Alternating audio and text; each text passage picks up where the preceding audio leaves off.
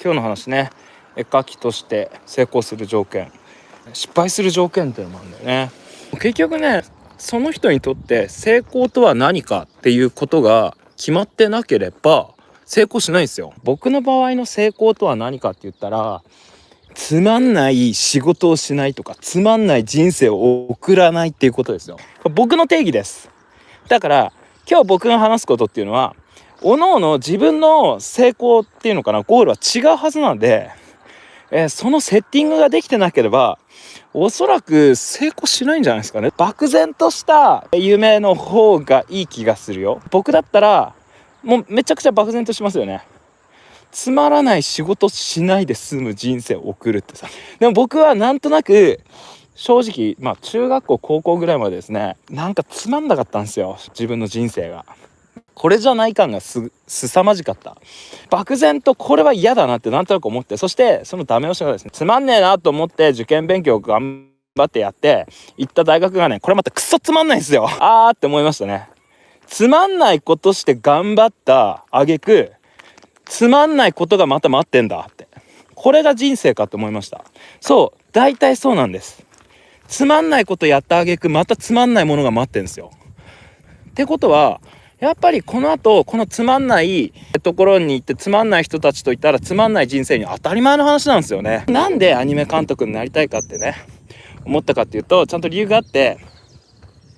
なんとなくですね、中学校高校とつまんないですね学校生活の中で、これはちょっと楽しいなって思うことがあったんですよ。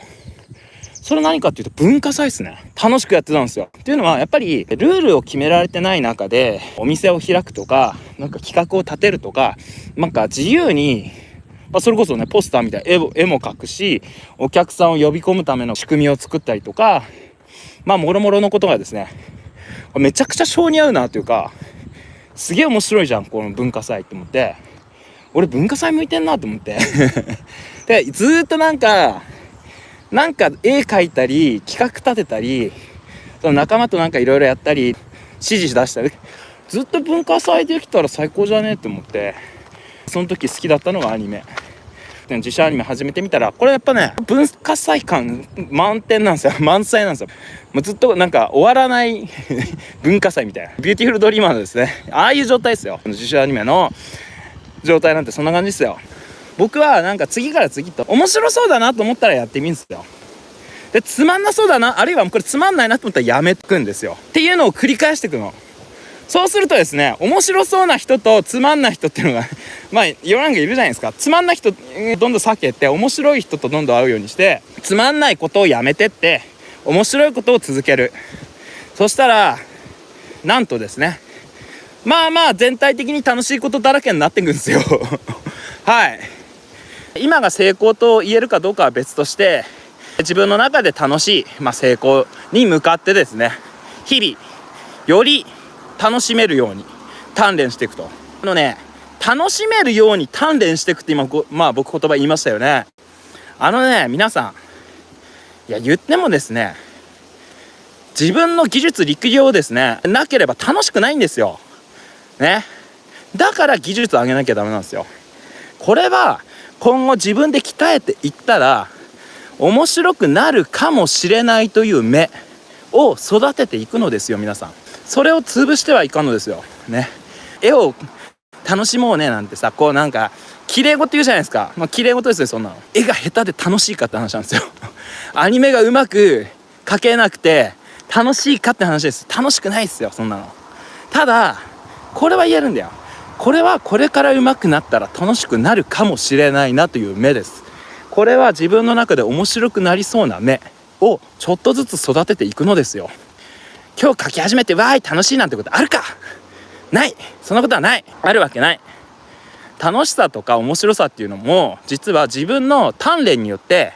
獲得していくのですよ皆さんね。そして当然ながら成功というのはですね、その先にある獲得するものなんですよね。だから楽しいことやろうねっていうのは、ちょっと言葉足らずで自分が楽しくなりそうだなという予感がするものを育てて、それが本当に自分の中で楽しめるなと思えるまで、自分を鍛錬していくものなんですよ。いきなりですね充実してますね、楽しいですねなんてことあるわけないじゃん。そのためには技術、時間かけなきゃ無理。